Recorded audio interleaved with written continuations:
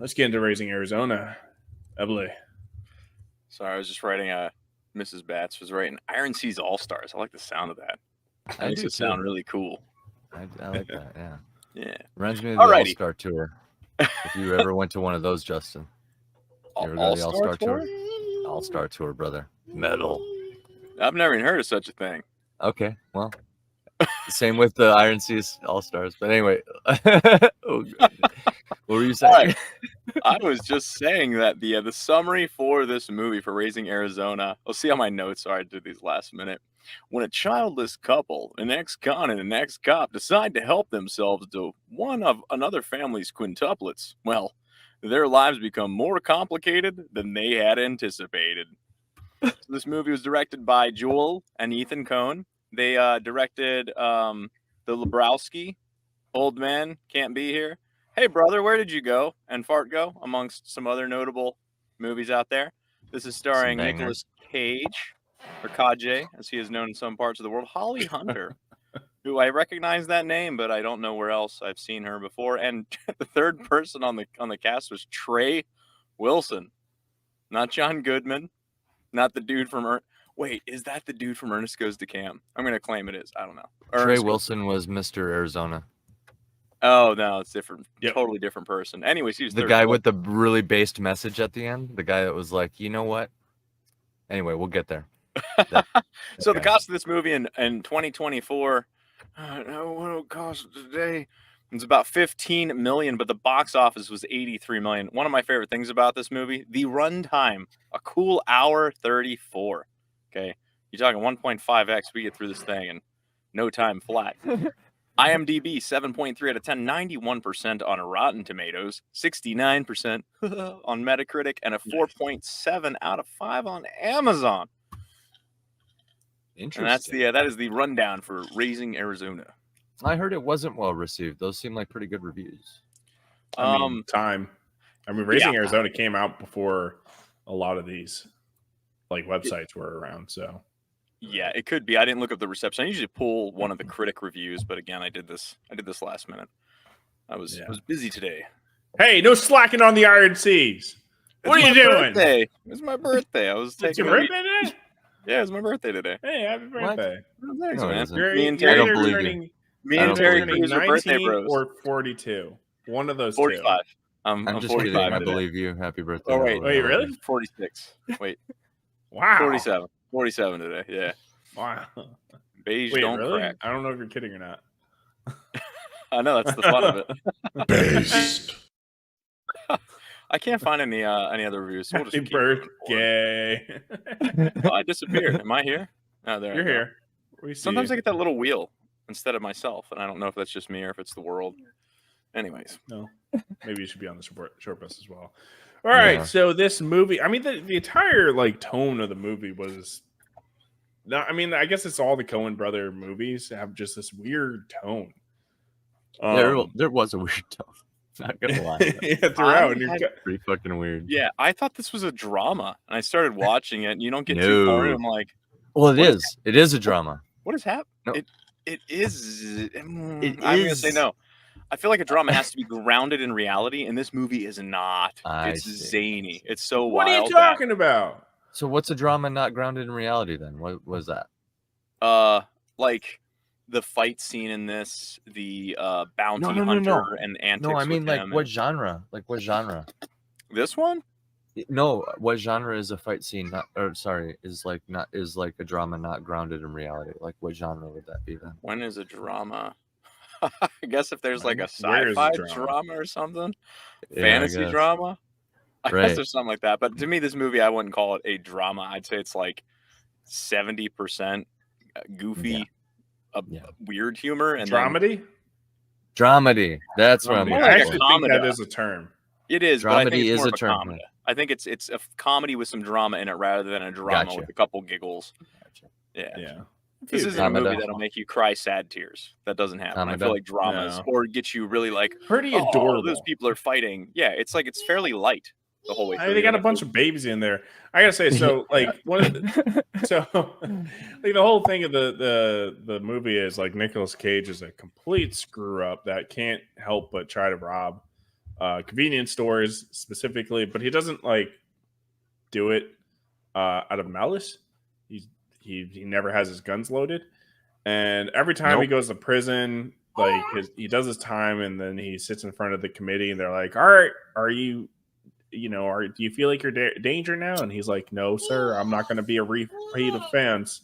Mm-hmm. And they're like, okay, have fun. Like, they're not really doing their checks and balances. And then, of course, he goes out and does the same thing. And then he falls in love with the woman that's like taking his little profile picture at the police station. And when she's down on the luck with her boyfriend that kind of leaves her, he up and he plays he uses his Riz, and snatches her up, and yeah, they're like really happy, and he kind of gets away from his like stealing. Yep. The woman Yep. starts to fix him, And now But we then- start understanding why AC loves it. But continue. The whole story is really wholesome, actually. yeah, it is, really is. But she really wants a baby. She's got the baby fever, like Her crazy. biology gets activated. She's like, I'm in love now. Oh shit! The same thing that happens to many ladies in like their 30s, in particular, in late 20s and stuff, is their biology activates. Or maybe it doesn't activate until you meet somebody that you really like. But this happens with dudes too. Like both me and my wife didn't really want kids before we met each other, for example, and then our biology activated, and now it's like, holy shit, what were we missing? You know what I mean? It's crazy. From now on, I will only be able to think of this movie as Raising Air Riz. Oh no. Well played, Steve Batts. Another home run. Well played, yeah. You Yeah, need so that Riz. she really wants a baby. She finds out she can't because the doctor says she can't. And then a local celebrity, I guess, used car dealership person. He's on the commercials and all. He has quintuplets. It's on the news, and she's like, they kind of are like, oh wait, that's like way too many babies for like one person to have. So let's go take one. And she kind of like forces her husband to go steal the baby, and he gets in there. Oh, quite literally forces him. Yeah, I love how he takes the credit for it, but like, yeah, quite literally, she's like, get in there, and he's like, you could tell he doesn't want to, and it's totally her. And I knew that was going to be relevant when I saw that at the beginning. I'm like, that's going to be relevant later. Just the fact that he didn't really even want to do it. Yep. And so they actually had a really tricky scene where the camera spins around the room, and you got 5 babies, and they're real babies. I can only imagine this is like an absolute babies. nightmare to film. Yeah. I was thinking that scene in general, there's one shot in it that I love, and there's probably a name for people that do a cinematography. If we need to get Calta or, Coleman in here, maybe they can say what it is, where one of the babies escapes the room, and Nick Cage is going after it because he's like trying to put these other ones back, and they're all getting into different antics. And he's like, oh no, and he's trying to stay quiet so the people downstairs don't hear him. And the one baby goes out the door, and it's heading towards the steps where, the owners, the parents are downstairs. Yeah. And he goes after it, and he gets it. And he turns around, and it's the same camera shot. He turns around, goes into the room, and the second he goes back into the room is right when the next actress is coming up the stairs to check on things. Yeah. So it's like perfectly timed. And I'm like, how many times would you have to do that? But I love shots like that where as soon as one character exits the scene to not get caught, then the other character enters frame immediately right there. So there's a lot of cool cinematographic tricks going on in that whole sequence. And all 5 babies are absolutely adorable. So Agreed. And then you got what are their names? You got Larry, Barry, Harry, something, and then else. Nathan Jr. or something like Nathan that. Nathan Jr. Yeah. So they take Nathan Jr. He gets back to the car. He's like, I think I got the best one. Yeah, I got the best one. He's got my eyes. Stuff like that. Oh my god. So funny is this is the second movie we've seen too, where like in Seven Brothers for Seven Brides, the guy meets the lady for like 5 minutes and they're getting married. This is another movie so close where he talks to this woman, Ed. Her name is, what was it, Edwina? I can't remember.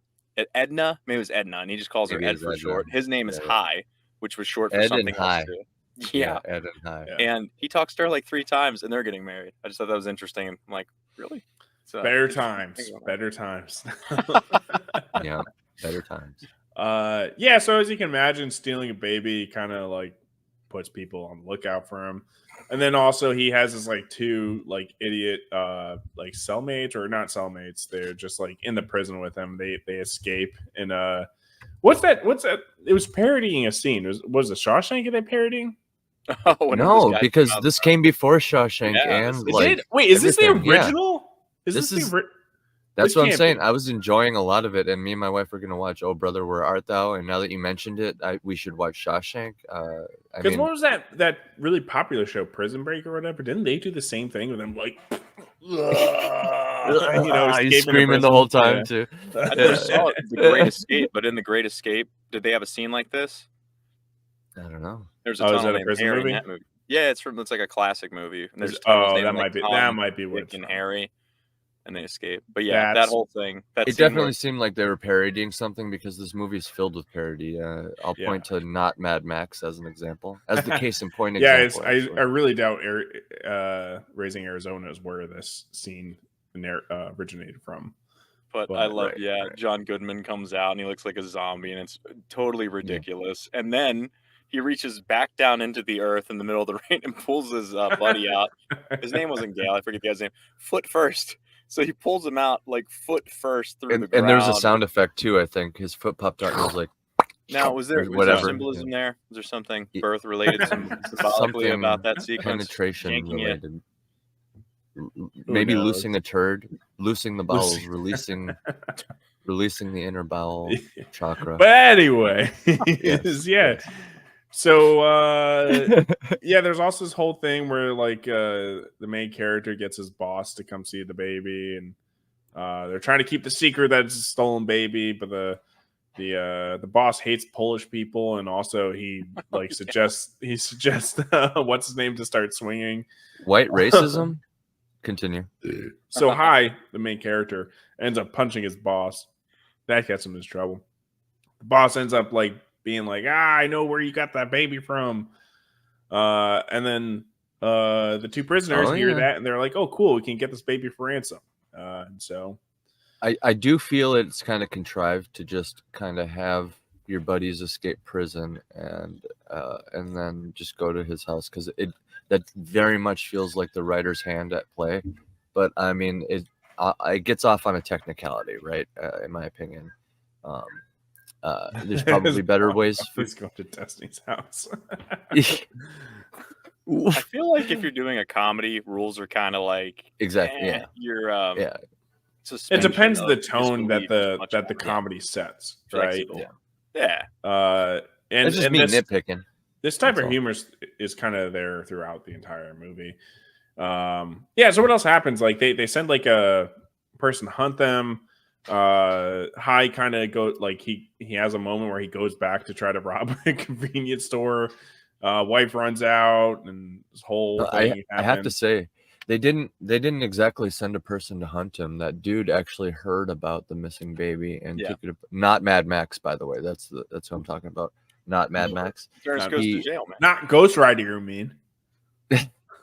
Not Ghost Rider either. Yes, the scene also where he not shows up. So similar. Yeah, it's weird. Yep, it was crazy. And then I had a dream of Ghost Rider. But anyway, he hears about the baby, decides to take it upon himself to hunt down this baby because he knows how much human beings are worth on the underground human trafficking market. A lot of people know how much these babies cost, huh? Interesting. The reward a little for finding telling. the kid was what, 25, and he wanted double that to sell the kid on the black market. Yeah, I mean, maybe the whole message of the movie is that babies are the most valuable on the black market. I don't know. I thought you were going to leave that as they're the most valuable. Like, That was great. We were so maybe a little bit of Hollywood admitting some stuff there. I don't know. That's what I'm saying. So the what's it called? The prisoner guys, the friends, they end up like leaving the baby on top of the car, and then they lose the baby. The parents get it back, and then the bounty hunter guy shows up, and they kind of have a little fight scene. Pretty good fight scene, also, by the way, at the end. A couple awesome scenes. I really want to get into one, the chase scene specifically, but so the bounty hunter like grabs him and lifts him up and like throws him after the main character notices that they have matching tattoos. Oh yeah, I don't know if That you was guys- weird. What was the point of that? I looked it up. So they both I had did these too. bird tattoos. Yeah. And it's like the best people can come up with is like, oh, this is like what he could have become if he kept going down. Oh, he saw I'm himself. kind of like, Gotcha. I guess That's what turns into a badass. I Really? thought they both just love. it turns into the Ghost Rider. Yeah, bro. Yeah, Like- so we're joking because the guy's on a motorcycle. He's got a bunch of guns. Oh, He's yeah. got chains. And there's fire He's- coming out behind his bike. And his Yeah. dream got is like, grenades. He's He throwing stops grenades, with kill his bunnies. boot. Rider He of the stops and turns the apocalypse. bike with his boot. It's crazy. Yeah. Yeah. So when he threw That Nicolas tattoo is like- Cage, I thought they both just like Woody Woodpecker. Right. no, it's supposed to be a meaning because he looked at it. Anyways, They both like. but when he cars threw and Nicolas engines. Cage, he took some of the things from the grenades and he blew up. And then they decide, Hi and Eddie, to return the kid, and they don't get turned in because the guy's like, now he kind of like he's like, hey, you did the right thing, return the baby. I'm not gonna out you. You can say bye to the baby, which is it was sweet. And then Nicolas Cage kind of has a dream that he ends up actually having kids because one of the last things the guy says, the father of the babies, he's like, they told me we couldn't have a kid either, and then science happened. So it looks like there's a message of hope at the very end of the movie. So that's sweet. It was nice. Yeah. Enjoy The it. guy was like, you know what? You just literally stole my kid. But you know what? You just go get out of here, you crazy kids, and think about it again before you break up. Yeah. Because you little scamps, get out of here. And it's just like, okay, all right. And then his buddies literally go crawl back into the anus of the prison, which is still open for some reason. Yeah, instead of just going back to the prison, they're like, all right, They let's climb back crawl into the in. hole. Yeah. Yeah. That's good. One Yeah. thing I can't stand, and the Coens did this with, if I remember right, No Country for Old Men. The movie ends, just stops, and you're supposed to sit there and try and figure out what happened. And that's one thing about this ending that kind of bothered me is he had a dream, this vision of the future where they're surrounded by family and grandchildren. We don't know that Yeah. that actually happens. They Right. might never had a kid. Like we don't know. It's I like think that's fine. She was pretty intent on breaking I up know. with him. It's an ending of hope. it is, but I would have liked it better if it was I like it. real. It is real. He had a dream. All right. I'll present to you the real ending, Evely. When he looked down and he saw the Woody Woodpecker tattoo, it was not actually what he might have become. It was actually a sign that this villain that's standing in front of him was this misguided soul, still had a shred of humanity left in him, alongside the dangling baby foot shoes on the other side, and What was his that about? his virtuous crusade to save Same thing with children. the tattoo. Evely, this man clearly was a hero, and when that grenade pin was pulled, it turned the entire story into a tragedy. That's why it ends in a dream, Evely, because the happy ending can only be in a dream. Can only be a dream in such a tragedy. I don't believe you. McCoppin, a lot of people thought that. From what I try to find out online, is a lot of people thought it might be father son. No, I had that thought too. I had which is why that's it's so interesting, weird. It's just like it. They try to make it like a deep messaging out of it. And I think they missed the mark, and I think it just ended up confusing people. Yeah. I like it's what he could have become thing. I like that. I guess it just gives people something to talk about, unless there was like some context that was cut, and they're just like, "Oh yeah, I should put that in there," but I don't know. It wasn't done well enough at all. You shouldn't have to like search online for that stuff. Be like majorly confused by it. But the scene that really made me enjoy this movie, where I'm kind of like, all right, this has got me. That chase scene when the wife drives away from him after he just robbed the convenience store, and the police are coming after him. He's running. It's just like the more he runs, the more shit that happens. Like dogs start chasing him. He's running through these random houses. What else is happening? Yeah, I don't know. It was what else happened there? Help me remind me what happened in that chase scene. Oh yeah, like 1,000. The cops were just shooting like 1,000 bullets at him. You'd be in the supermarket. The unending clip. Yeah. And like the unending every clip. building you walk into, there was just another gun. Like every store owner just brought out another shotgun. He's like, oh, Yep. oh. That was a pretty cool chase scene. Yeah. That was back when chase was scenes were dying. competitive. I remember, I think it was my uncle or something, when he first showed me the Blues Brothers, he was like, this has like the craziest chase scene in it. You know what I mean? So like the previous generation actually cared about chase scenes a lot. Oh yeah, that's true. They were competing with each other. So aside from all the shooting and stuff, one thing that was a lot of fun with it was he goes to hold up the place, and he's not just going in for the money; he's there for the diapers. The diapers. And in the process of getting chased, he drops them in the middle of the road, and they go through this whole chase scene. He ends up reconnecting with his wife, and as they're driving frantically down the road, he has the presence of mind to like open the door and snag. He goes, turn left. Yeah, he directs her back to get the diapers that he stole in the first place. I was like, that's pretty funny. I'm sorry, that's comedy gold right there. I'm like, you got me. That's you got pretty me. good. There was a few comedy gold moments. There was also a few stinkers. Not gonna lie. Oh yeah. A few No, but the prisoners. I always forget the actor's name, but like every time they left the baby on top of the car, they're like, no, and then the baby's just like, in the middle of the road. Yeah, the baby actually kind of looked a little sunburnt too. I was like, oh, poor baby, get that thing, get it, save him, you bad guys, save him. Yeah. And he's like, I gotta change the baby. Like, how do I do it? Well, the back side goes to the back, and the front side goes to the front. Pretty self-explanatory. I know that. Yeah, one thing about this movie, I'm like, it's weird because a lot of things, I enjoyed it overall, but it had all the elements of a movie where I should have loved it, and something just didn't totally click into place for me across the board. But the characters in it, every character, even the smallest characters, you could do an entire side plot about almost any character that walks on the screen because there's so much to them. Just their physical appearances, the way that they're dressed, the things that they say, how they act, like all of them. You get maybe 2 lines of dialogue with some of these sub characters, and I'm like, I want to know more about them because they're so, I don't know, kind of absurd in a way. And some of the things they say, even his prison cellmate that he has in the movie for like 2 scenes, his top bunk guy, and he's talking about times were so tough. You know, if we didn't have this, we'd eat sand. And he's like, you would eat sand? He's like, we ate sand. And the guy just keeps rambling on. Yeah, like that cracked me up. Or you're right.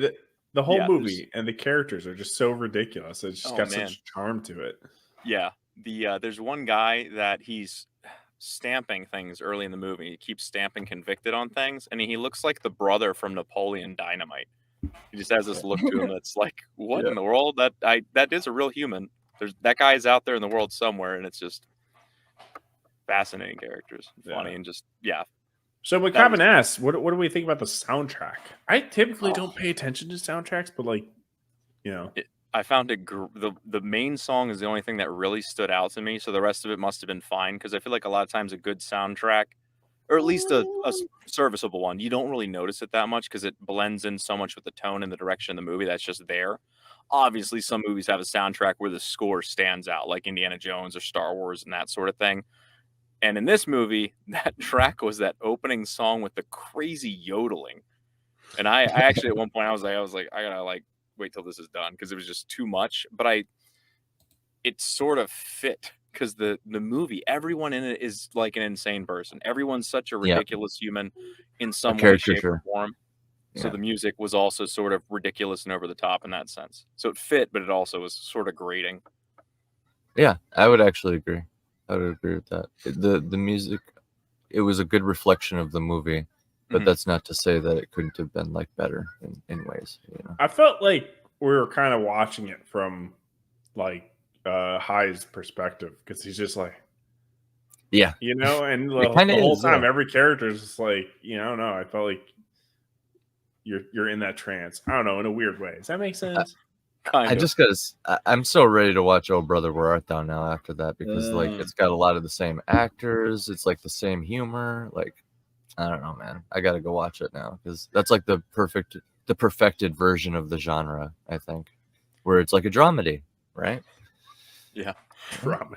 couple other Right? scenes that crack me up in ridiculous lines. I should have written down more of them. There's one where they first get out of prison, and it's John Goodman and his buddy, and they're explaining at like 3 a.m. They go into High's house with his wife, and she's like, "Why are they here? They got to get out of here." And they're talking to her, and they're like, their sentence structure is like really like well thought out and like very articulate. Like, well, did you guys break out of prison? They're like, no, we found out the institution no longer had anything to offer to us. Like, that cracked me up. And then the fight scene that occurs between High and John Goodman is also completely absurd. That was pretty crazy. He's on his back and he's smacking him with that rod, and he throws him through the wall. It's just like, oh my gosh, this is so over the top and ridiculous. And then the baby, the entire time, the other guy grabs the baby and keeps the baby safe. Yeah, because the whole time you're watching this movie, you're like, please keep the baby safe. And every time they just show you a little shot of the baby, be like, duh. You're like, okay, you're safe. It's okay. We can have fun over here. It's going to be a little rowdy. But yeah, I don't know. I think this is where what I take away from the movie. Charm. Right? And I think we've previously had movies on other weeks that literally just won on charm alone. This is not a lot of it. So, chat, guys, put your comments below. What are you thinking? Are you guys thinking this is a floater or sinker? Because can we put arguments for sinking? Can we put a poll in the chat like some other bigger I gotta go on people creators do? Justin, you know about this. You're on that fancy Iron Age Nights show. You know how to do polls in the YouTube. I interact with the chat and I ask questions, but I'm I mean, you remember Richard was making fun of me because I forgot to present my screen and all that. Yeah, just as part of the morning show at the club. I think that's an insult, but I don't even understand it. Calling you stripper hoe. Background dancer. Oh man. No, here at the Iron Seas, we take your role as lieutenant or captain. Actually, you haven't been captain yet. As lieutenant, we take your role as lieutenant. Actually, you're more like the. I can report you guys. I found that button. You're the navigator, bro. Actually, kind of. I'm a terrible navigator, fellas. I'll tell you. I'm more like the. I don't even know. Bats is the lieutenant. Anchor. You just throw me over. I am not the lieutenant, sure. If anything, I'm an admiral. You're an admiral. Yes, not the captain. Well, the captain sometimes, but technically an admiral.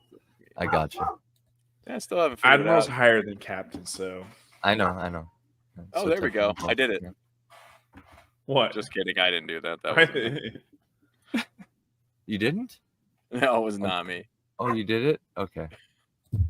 Do we get to vote in it? I mean, I'm also you should be viewer. able to. Yes, I'm a What viewer. if, we have 4 votes yay right Yeah. now, so I think We'll do like I think certain that conventions. determines it all.